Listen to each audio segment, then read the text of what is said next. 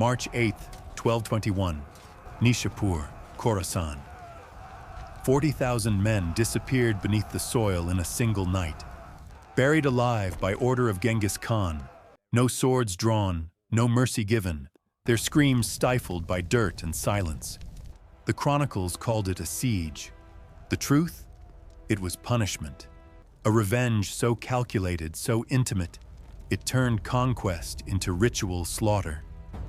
They say it was for the death of Toloi's favored son, Mugi, age 17, pierced by an unseen assassin's arrow during the storming of the city.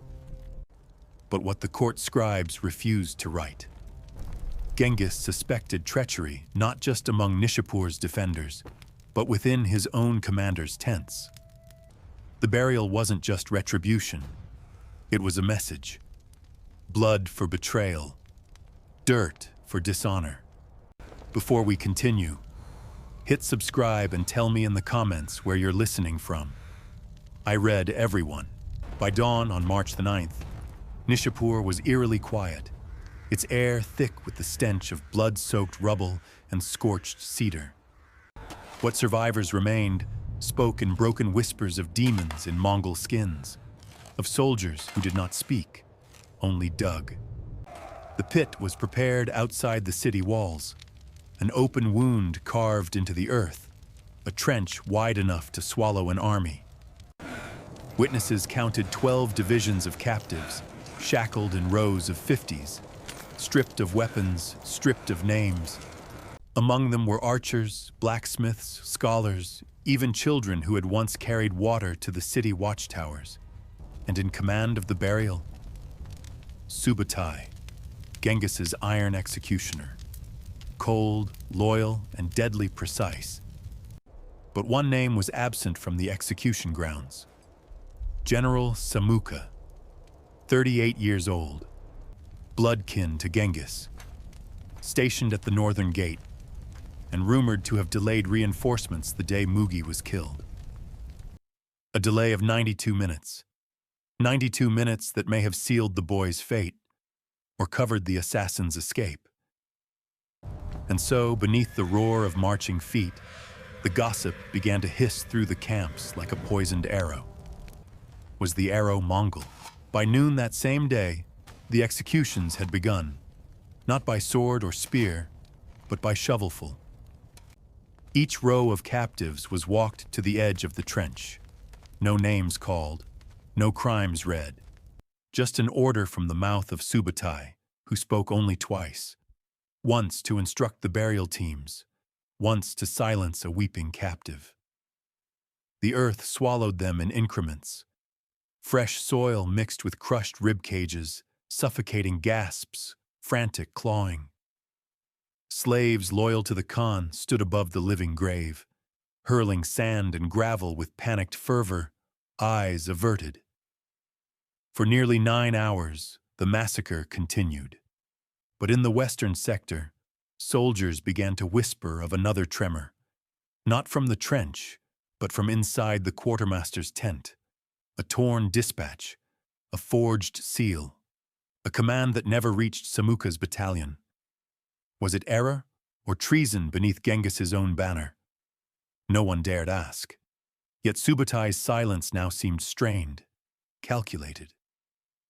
And when night fell over Nishapur, a single medallion was found near the burial site, engraved with the mark of House Khulan. A family Genghis once trusted, a family that now perhaps held its loyalty in secret hands. In the northern compound of Nishapur, under the blood-orange haze of torchlight, an older woman was dragged before a tribunal of 3 officers. Her name was Teke Khulan, sister to the late Lady Khulan, one-time concubine of Genghis and mother to the disgraced general Samuka. Teke was 62, her face lined by the Khangai winds and secrets buried deeper than any trench.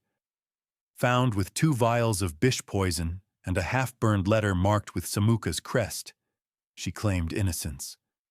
But her interrogation did not begin with questions. It began with fire. Fingernails blackened, her jaw broken with a boot heel. she confessed nothing until they brought Mugi's blood-stained robe, still cracked with dried sinew, and laid it before her like a shroud. Then her voice broke. 3 names spilled from her split lips: Samuka, a medic named Jaruk, and a scribe no one had seen since the gates were breached.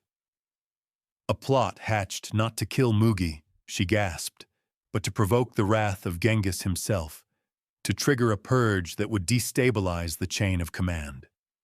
And beneath that scorched tent roof, while officers argued over obedience and treason, Subotai ordered her execution. Not for guilt, for silence, no trial, no records, only a dagger to the heart and ash tossed into the brazier. Her body never left the tent. Her secrets did. By March 10th, the Mongol camp seethed not with victory, but suspicion. Samuka had vanished. His tent stood undisturbed, bed unmade, armor untouched, the fire pit still warm. But his guards? Dead.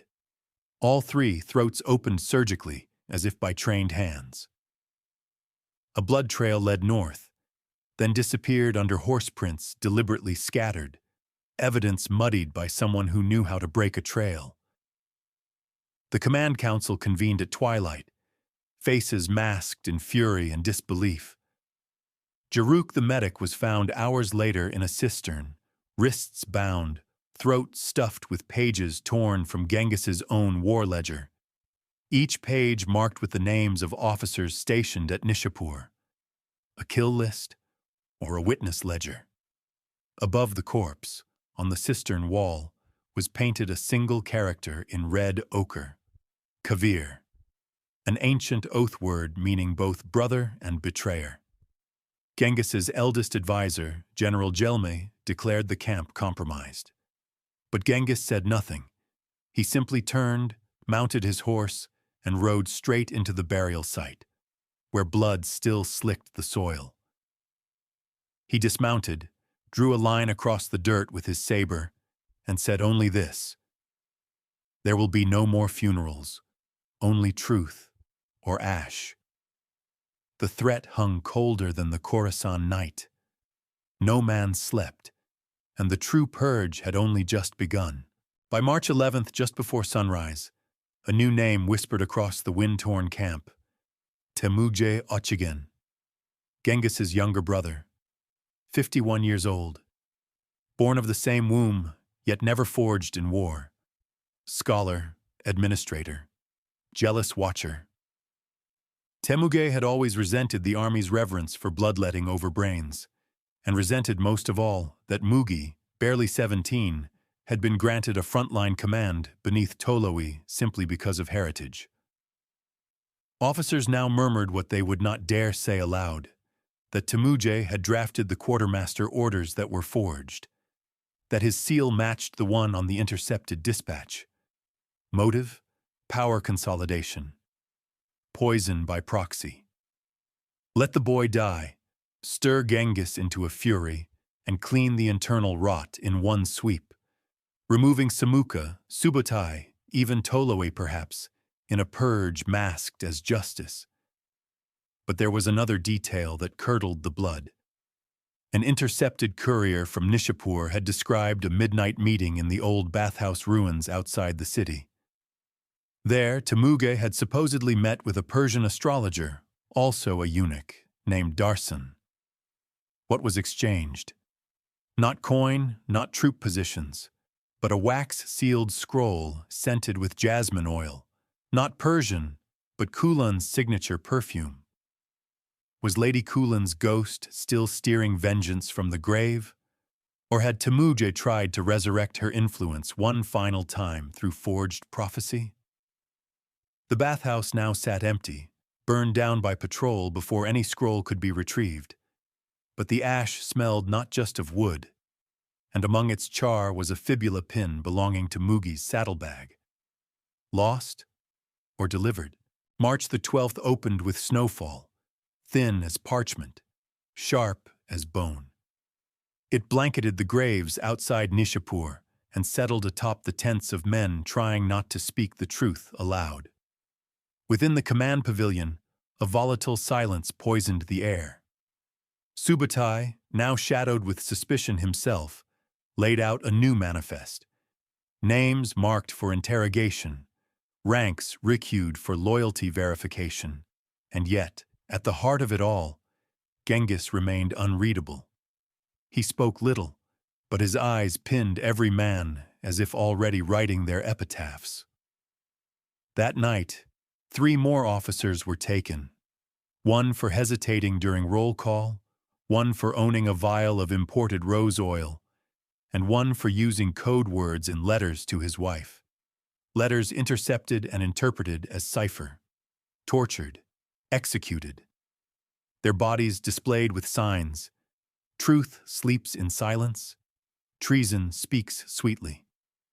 But still, Genghis found no peace, because beneath all the corpses and whispers lay one final secret he refused to confront: the truth that Mugi had not died instantly. A captured Persian bowmaker, only 10 years old, revealed under duress that he saw the prince stagger behind the parapet, call a name, and try to crawl. The name? Khulan. Not his grandmother, not his ancestors, but the woman whose bloodline tied half his generals to a doomed legacy. Genghis stood at the burial pit that night and whispered it once. Then he drew his saber again, not to strike, to dig. The ghosts of Nishapur did not scream. They listened, and the next day, 77 more men vanished before sunrise, neither buried nor burned, just gone. The battlefield fell silent. The traitors were unmasked. The scandal scorched from the face of the empire. But still, the ash carried her scent, rose oil and vengeance. In the weeks that followed, Nishapur transformed into a shadow of paranoia. Genghis Khan gave no further public orders, but men still vanished. Horses returned riderless. Fires were found outside camp perimeters, where none had been lit. And 3 days after the snow thawed, a mule stumbled into camp, dragging a cart of severed heads. Among them were 2 field messengers and the missing scribe, his tongue nailed to his forehead. On his chest rested another scroll, this one intact. Written in 3 inks, the final message bore 3 seals: Subotai's wolf crest, Temuge's lotus emblem, and Khulan's personal cipher. The message was short. The blood was necessary. The line is clean. Genghis read it only once before feeding it to the flames. He then ordered one last rite: the complete razing of Nishapur. Not one stone left atop another. No tombs, no markers. And as the city turned to smoke, his generals watched their Khan hold Mugi's shattered saddle in silence. Crimes had been buried, scorched, rewritten. But vengeance, like rose oil in winter wind, never disappears. Some nights, the Khorasan wind still howls through the blackened grave trenches, and it smells, not of death, but betrayal. And so, Nishapur was erased, not conquered. What official records declared a triumphant suppression became, in smoke and silence, a hereditary curse sown into the very soil. The purge did not end in fire. It smoldered behind banners, bled under ceremonial blades, and echoed in the coughs of old riders who whispered names they dared not write. Subotai would rise again in campaigns, honored as tactician, but his eyes never met Genghis's again. Temujin was neither exiled nor executed, but was kept in the administrative shadows. His pen sharpened, but watched. Samuka was never seen. Some say he crossed into the mountains disguised as a monk, others that he lies beneath Nishapur still, buried among those he betrayed. Genghis lived, ruled, and rode, yet never spoke Mugi's name again.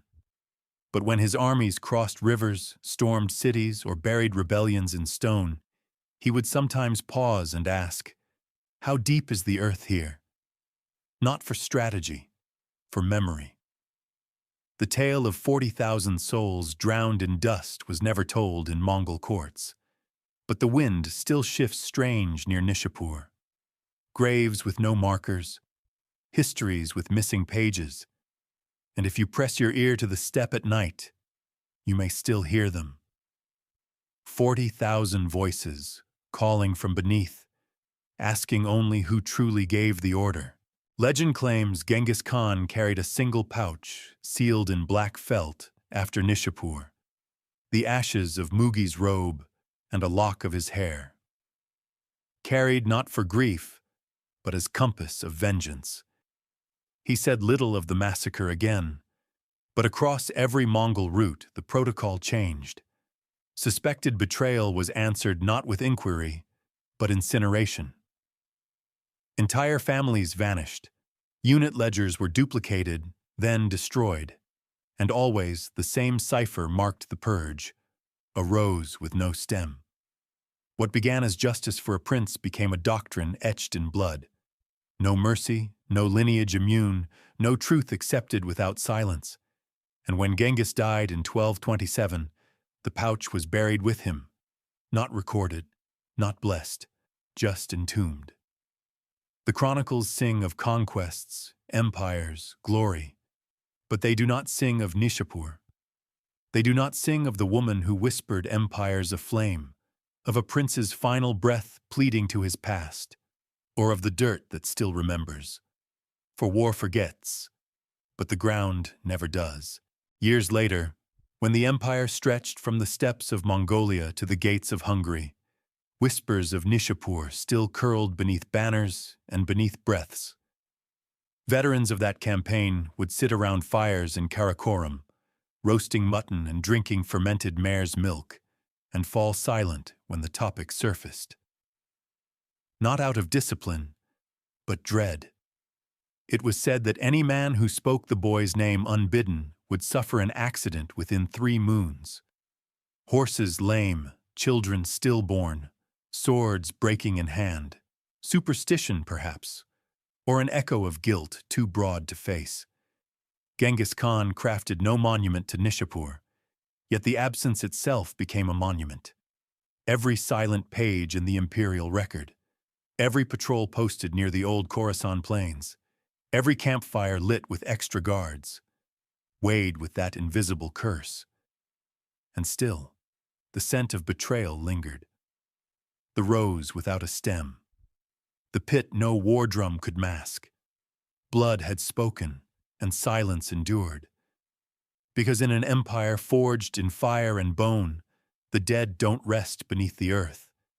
They wait in it.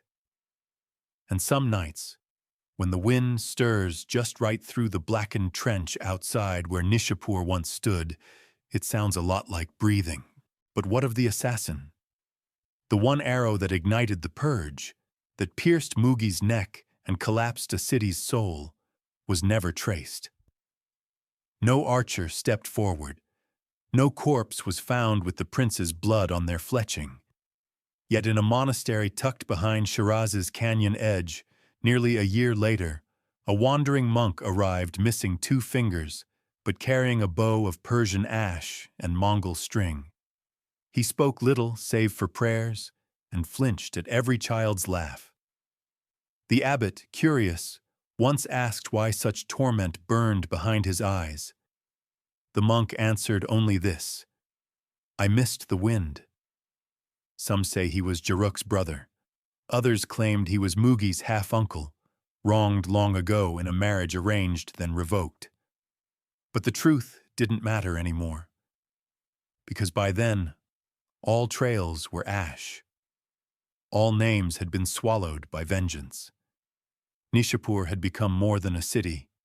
It was a silence echoing through an empire that fed on secrets.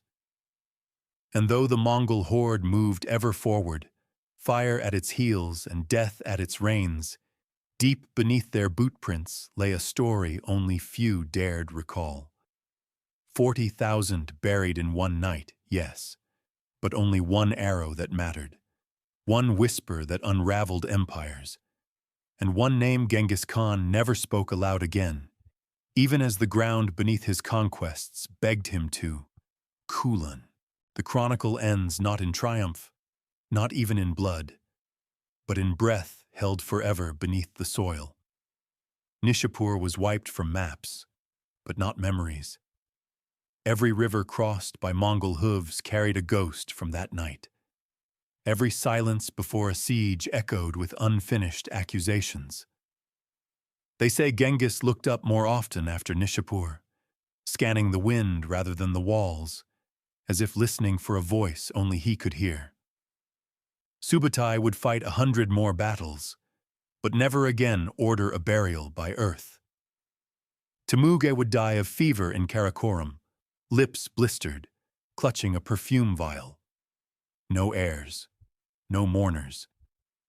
And somewhere, perhaps, Samuka watched all of it from a mountaintop cloaked in snow, the weight of a boy's bloodline pressing harder than any saber. For war makes conquerors, betrayal makes rulers, but silence makes legends. And Nishapur was never just a massacre. It was a message, not to the enemy, to the future. The graves are gone. The city is ash. But the wind still stalks the steps at night, whispering the oath no scribe dared pen. Blood for silence. Silence for empire. Nishapur's silence spread like a plague. Entire regiments marched past ruins without looking. Commanders skipped over it in retellings. Chroniclers gave it one line, if that. But the legacy never faded. Every time a Mongol general hesitated with an order, someone muttered, Khulan's breath. Every time a winter camp turned restless, soldiers checked the earth for softness, for markings in rose oil, for signs they might be next. Even within the Golden Horde, officers trained with new protocols. Burn before burying, never quarter near ruins, and never ignore a missing seal. Samuka's name became taboo, but among intelligence runners and shadow informants, a code name emerged for whispers too dangerous to write. The monk's arrow. No imperial archive mentions the arrow that ended Mugi, but every trail that ended in silence, burned tents, or vanished garrisons bore its imprint. Genghis's empire would fracture after his death, torn by ambition and blood. Yet none dared rebuild Nishapur. No city, no shrine, only shifting dust, a trench that won't cave in, and the echo of that unspoken name that split armies and broke empires, Khulan. That is all. You now know what no court ever dared record. The night 40,000 were buried alive, because one boy bled for love, and one empire chose silence over truth. And so it ends, not in firelight, not in a rider's cry, but in a breathless stillness that swallowed a city, a prince, and a truth too damning to declare. Nishapur's trenches were filled, its name removed from summons and reports, yet none who marched there ever truly left it. The warriors bore the memory like a fever. The wind carved its legacy deeper each year, 40,000 lives stolen not on merit of guilt, but necessity of silence. One arrow, one name, one empire too vast to grieve. The ground still remembers, not with flowers, not with tombstones, but with that faint, roseless scent stirred by midnight wind and a whisper carried through soil Genghis Khan dared never dig again. This was the purge they buried. This was the scandal they erased. This was the oath they never spoke aloud, but fought every war beneath. Khulan. So if you stand now on the wilderness where Nishapur once breathed, step softly. The stones slip more easily. The winds taste bitter. There are no memorials, no scriptures carved in tribute. Only the cries the earth cannot forget, and the pact it still protects. 40,000 silent mouths. One forbidden name that ruled them all. Mugi died for love, but empires killed for fear. and that fear became law. Not written in scrolls, but etched in absences, the missing line in a soldier's tale, the glance exchanged at a commander's hesitation, the way the scent of rose oil makes every warrior still his breath. Because Khulan never needed an empire to wield her vengeance. Only a name. Only a whisper. Only a wind that never stops cutting, long after the swords have rusted, long after the war drums have died. She won. That night. That war. That silence. They called it a campaign. They called it justice. They called it the wrath of the Khagan. But history knew better. Nishapur was an erasure, not just of flesh, but of foundation. The massacre was not the horror. The silence was. No maps mark it now. No chronicles exact its toll. But under every conquest Genghis ordered after, under every treaty signed and broken, every siege waged and won, Nishapur whispered. A wound never declared, a scandal never tried, a prince never truly mourned, and a name history inked in shadow and breath, never in letters. Khulan. The woman who buried 40,000 soldiers without touching a blade. The mother of conspiracy. The perfume behind the purge. The war within the empire. So if you remember nothing else, remember this. Not all empires fall screaming. Some fall silent, swallowed by the very earth they murdered to protect. And that is how she outlived them all, not in years, but in echo. Khulan, once concubine, then ghost, then vengeance incarnate, remains in every pause before a sword is drawn, every silence at a council table, every grave unmarked yet deeply felt. Mugi's death may have been the spark, but it was her name that lit the fire, and it still burns under banners raised long after her bones returned to dust. The chronicles closed their ink at Nishapur, but the wind scrawled her story differently, without mercy, without prayer, without forgiveness. So listen when the soil shifts. Listen when your horse refuses a path for no reason, when the scent of rose cuts through frost, when an order arrives unsigned. The purge never ended. It merely changed form. A rose without a stem. A name never spoken. A war fought forever in silence. Khulan. And though Nishapur burned, and names like Samuka, Jaruk, and Temujay dissolved into whispers or graves or snow, the curse they unchained did not die with them. It moved across continents on boot heels and war cries, a silence masquerading as law, a lie etched beneath every victory trumpet. Genghis Khan let the world call him conqueror, but in his quiet moments, gripping the ashes folded deep in black felt, he remembered he was also father, brother, betrayed. And Khulan? She became what empire fears most, not a rebel, not a rival, but the memory they cannot kill.